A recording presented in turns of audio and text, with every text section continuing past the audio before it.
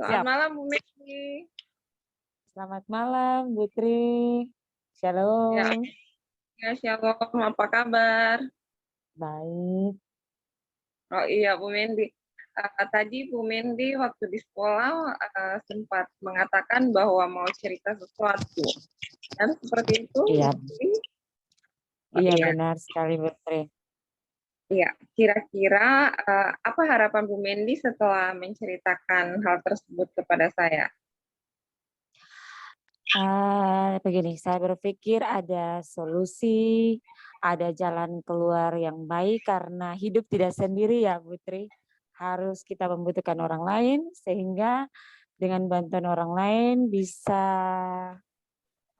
memudahkan Oke, dan iya. juga seperti itu.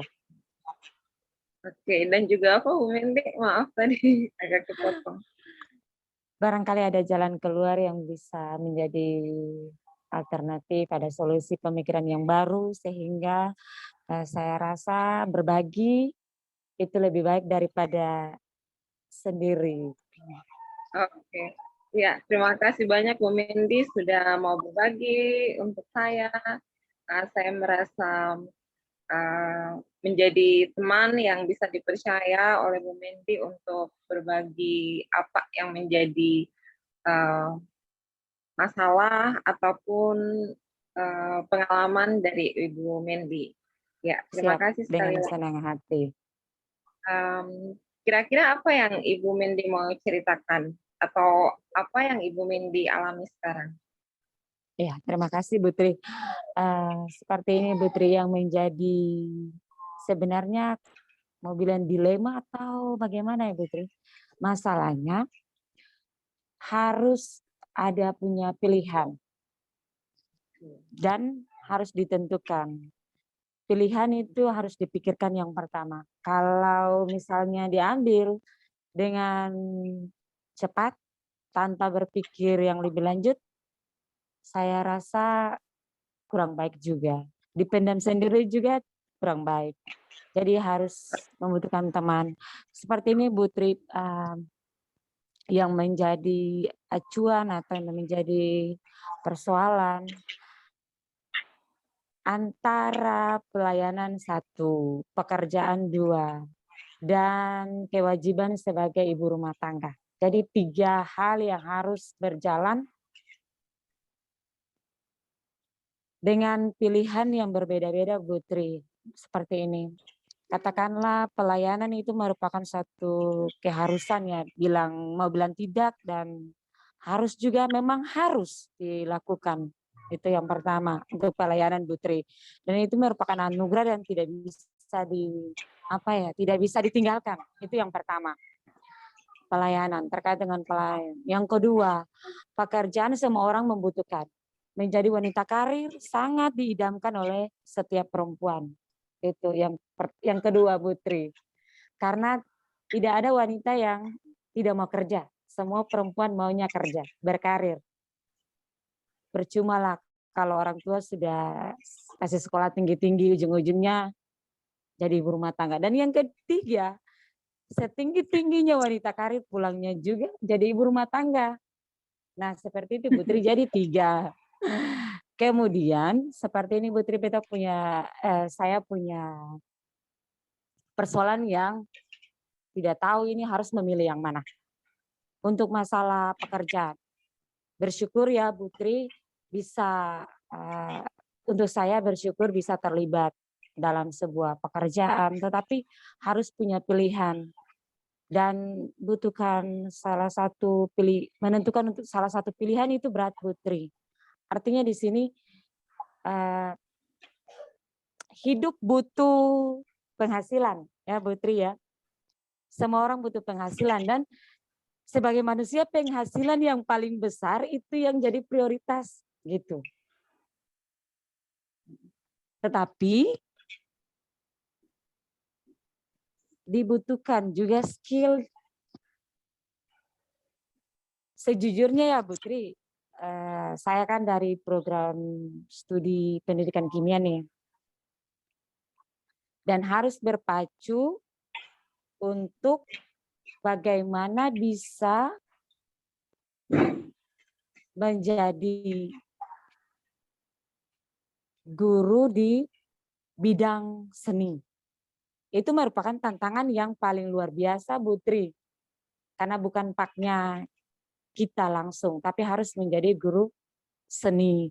Dan diharuskan harus memiliki jiwa seni atau skillnya, harus ada punya keterampilan seperti itu di sana.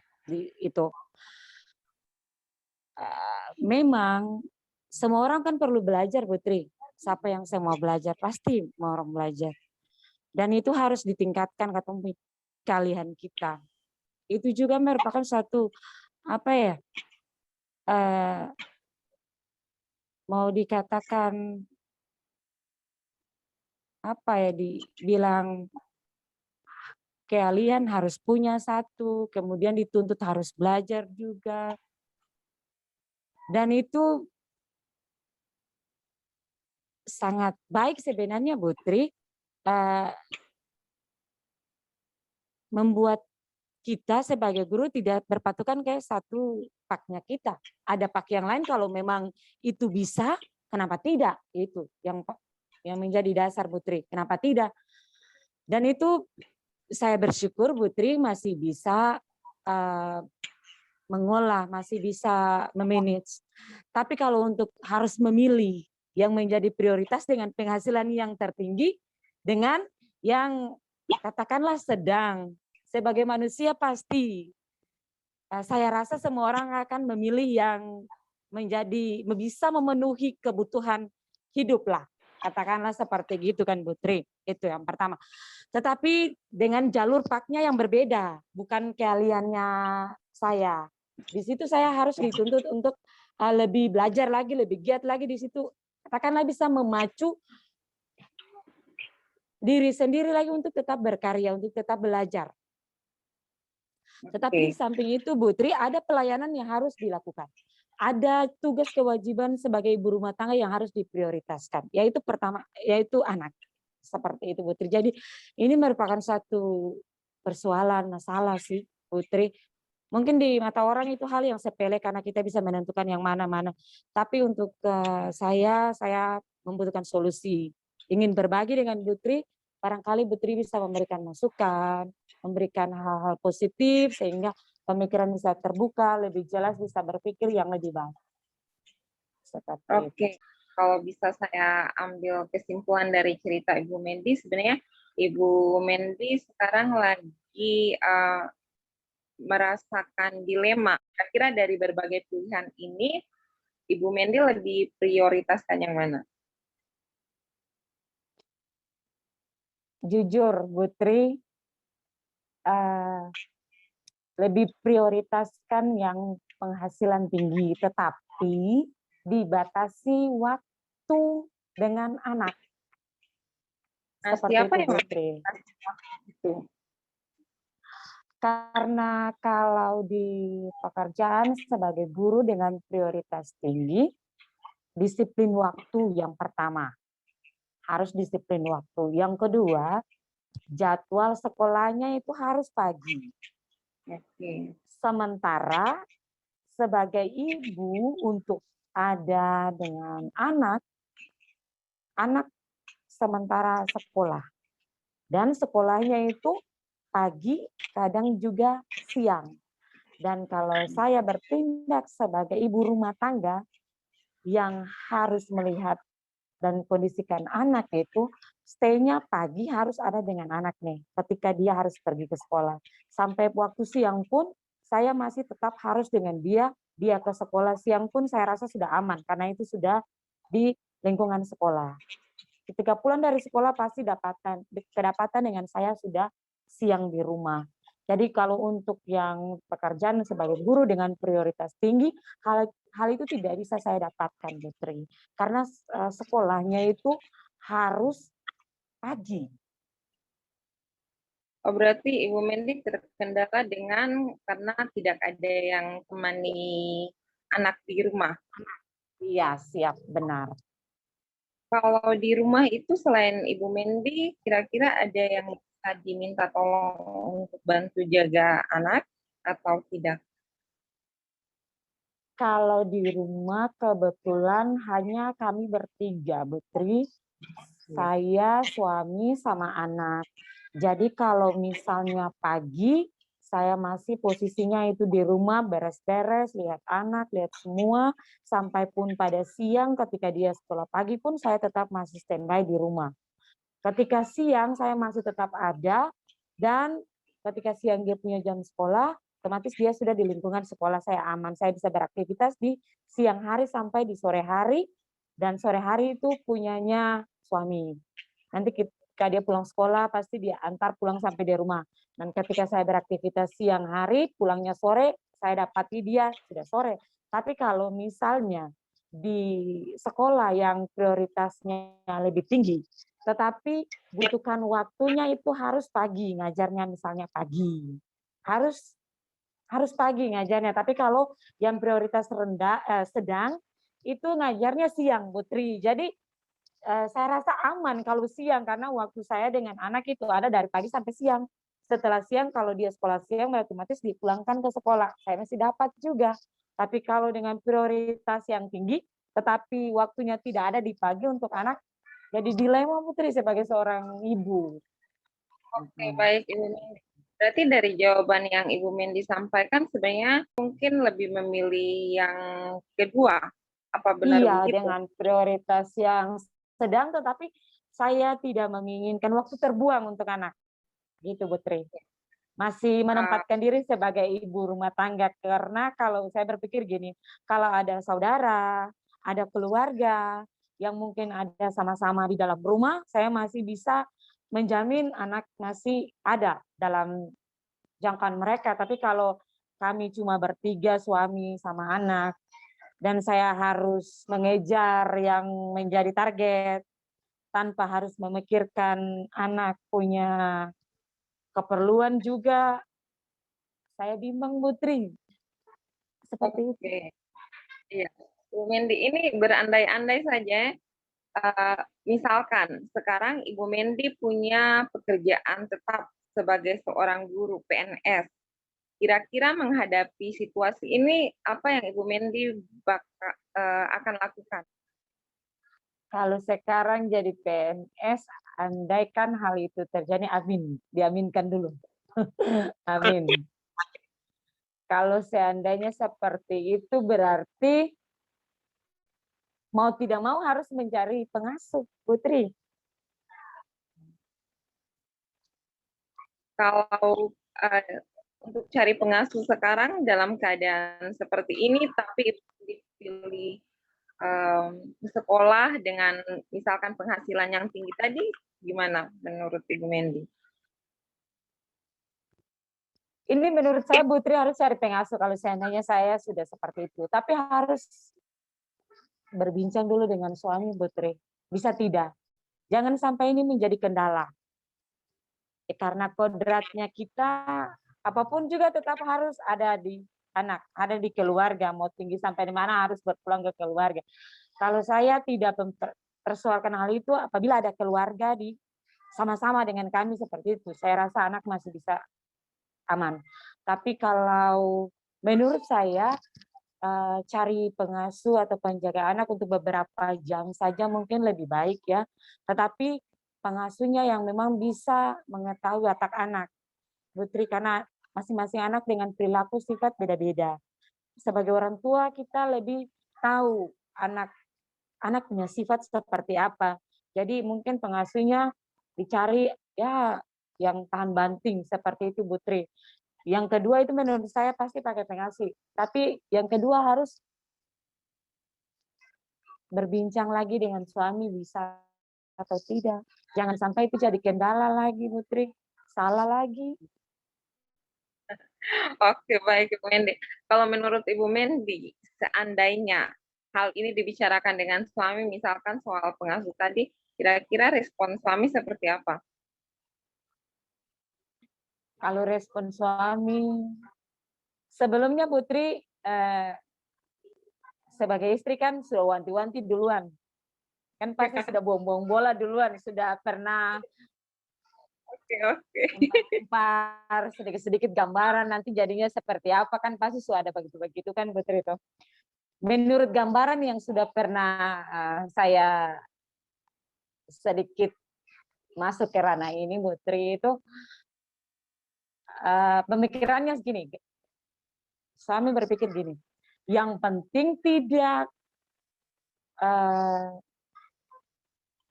lalai dengan anak punya kebutuhan, itu yang pertama, satu.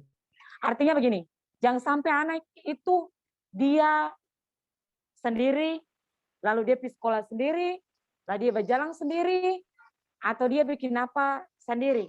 Kalaupun itu demikian berarti wataknya orang Ambon, stop, yang lain.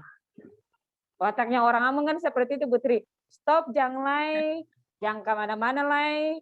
Silakan ibu tinggal di rumah, ibu lihat anak. Kalaupun itu ibu masih mau melangkah, berarti silakan ibu tanggung resiko sendiri. Itu seperti itu, Putri. Jadi terkadang karena masa pandemik COVID, jadi bebas, Putri, bebas mau ke prioritas tinggi, sedang juga aman-aman karena online, jadi masih aman. Tapi kalau seandainya hal ini terjadi di new normal, entahlah, Putri, jadi membutuhkan masukan solusi seperti apa yang lebih baik. Oke, berarti peluang ke sana itu bagaimana? Sangat sedikit, Putri. Sedikit berarti itu dibicarakan. Bu Mendy berarti jatuhnya lebih prioritaskan anak sambil tetap masih mau mengajar. Seperti itu. Putri, yang pertama saya tetap memprioritaskan anak. Yang pertama. Yang kedua, prioritas tinggi ataupun itu rezeki berkat Tuhan yang atur. Ya, Putri. Rezeki berkat Tuhan yang atur. Untuk prioritas yang sedang, tapi mengutamakan anak, masih bisa lihat anak, masih bisa lihat keluarga, saya rasa mungkin lebih baik. Berarti setelah ini kira-kira Ibu Mendy pilihannya seperti apa? Yang pertama anak, yang kedua mengajar di sekolah yang sedang saja, Putri. Daripada memprioritaskan yang lebih baik, yang penghasilan tinggi, tetapi waktunya terbuang sia-sia. Bukan terbuang sia-sia sih, waktunya sangat, iya, tidak kehilangan momen waktu dengan anak. Dan mungkin pilihannya mengajar di sekolah yang dengan penghasilan sedang, tetapi anak menjadi keluarga di dalamnya, anak menjadi prioritas yang pertama. Oke, bagus sekali pilihan yang Ibu Mendy sudah ambil. Kira-kira ke depan untuk sekolah yang satunya tadi itu gimana cara menyampaikan kepada pihak sekolahnya? Oh, seandainya Ibu Mendy. Putri, kebetulan saya sudah langsung menemui kepala sekolahnya, sudah bilang kendalanya, dan kepala sekolahnya menyarankan itu kembali kepada saya pribadi. Harus ada keseimbangan, karena harus prioritaskan pertama itu keluarga, baru pekerjaan, baru yang lain-lain. Jadi sebisanya saya untuk memberikan alasan saya lebih memilih ke kanan atau lebih memilih ke kiri, mereka selalu menerima. Karena sudah disampaikan langsung, Putri, yang menjadi kendala, yang menjadi apa yang menjadi seharusnya mereka ketahui, saya sudah menyampaikan itu. Sehingga mereka dengan senang hati dan berharap kalau bisa untuk satu semester ini janganlah putus setengahnya untuk setengah pembelajaran saja dalam satu semester, biarlah satu semester itu berakhir, baru nanti pulang kembali kepada saya, maunya saya seperti apa, dan juga diketahui oleh mereka supaya bisa mencari alternatif guru baru, agar bisa jalan lagi. Seperti itu, Putri. kasih Bu Mendy. Berarti dari pihak sekolah yang satunya itu tidak masalah, mereka sudah mengetahui apa yang menjadi kendala Ibu Mendy. Siap, Bu Tri, ya. Cuma tadi dikatakan bahwa nantinya perlu, kalau seandainya Ibu Mendy memang berniat untuk meninggalkan sekolah tersebut dan fokus di satu sekolah saja, berarti Ibu Mendy sudah dari awal menyampaikan hal. Iya, siap Bu Tri, itu sudah ada perbincangan sebelumnya. Karena menurut saya gini Bu Tri, sebelum masuk ke sekolah yang lain, ya dengan terbuka Bu Tri, kita harus menyampaikan seperti apa kondisi kita, kemudian yang menjadi hal-hal yang perlu disampaikan juga dengan terbuka saya menyampaikan ke sekolah lain Bu Tri agar menjadi satu pertimbangan, jangan sampai ada harapan ke saya tetapi saya tidak kasih tahu, akhirnya jadi tidak enak lagi Bu Tri, lebih baik jujur berkata daripada nanti simpan jadi salah. Gitu Bu Tri. Ibu Mendy, langkah yang sudah Ibu Mendy ambil sejauh ini, kira-kira menurut Mendy kapan rencana yang paling tepat untuk menyampaikan hal tersebut kepada pihak sekolah? Iya Bu Tri, minggu kemarin itu saya sudah ketemu dengan sekolah A, katakanlah sekolah A ya Bu Tri ya. Sekolah A sudah ketemu langsung dengan kepala sekolahnya, sudah memperbincangkannya, kemudian kepala sekolahnya menyarankan kalau bisa Bu bertahan 1 semester ini. Kemudian kami membutuhkan waktu, membutuhkan informasi dari Ibu, masih bertahan tidak kalau misalnya new normal. Karena terkait dengan Ibu pun kondisi keluhan juga sudah diketahui Bu Tri. Jadi mungkin menurut saya sebelum semester berikutnya tahun ajaran baru, mungkin beberapa bulan lagi saya harus menginformasikan kepada mereka untuk bisa mencari guru yang baru, kemudian agar tidak mereka menunggu saya lupa kasih tahu atau saya memang cuek-cuek saja karena memang sudahlah sudah pernah bilang kan tidak enak lagi Bu Tri. Minimal sebelum itu saya harus menyampaikan bahwa saya off lah, balik arah. Oke, bagus Ibu Mendy. Berarti beberapa bulan sebelum bulan Juli. Nah, sekarang Siap, bulan Maret. bulan Kira-kira bulan Maret. apa? Sepertinya bulan Juni Kak Pak Putri, awal-awal Juni lah. Biar mereka persiapan juga sekolah yang persiapan untuk mencari guru. Tapi mungkin untuk masa-masa gini sudah ada pencarian Bu Tri, sudah mencari-cari kepala sekolah wakum juga sudah ada gambaran Bu Tri untuk mencari. Oke, bagus Ibu Mendy. Berarti bulan Juni Ibu Mendy akan menyampaikan itu kepada pihak sekolah supaya pihak sekolah bisa cari pengganti ataupun mungkin sudah dicari penggantinya mulai dari sekarang. Kemudian saya juga berharap ketika Ibu Mendy sudah menjatuhkan pilihan seperti itu, pekerjaan Ibu Mendy tetap dilaksanakan sebagai seorang guru yang mengajar dengan sesuai dengan keahlian Bu Mendy, ngajar kimia, juga mungkin ada mata pelajaran lain yang dipercayakan kepada Ibu Mendy, tetap Ibu Mendy laksanakan itu di sekolah yang B, kemudian keluarga atau anak juga tetap diperhatikan. Siap Bu Tri.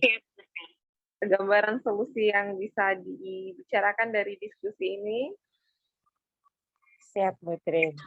Oke, dan sudah bisa membuka wawasan pemikiran seperti ini yang harus saya ambil langkah seperti ini. Terima kasih banyak Bu Tri. Terima kasih Bu Mendy sudah mau berbagi dengan saya juga.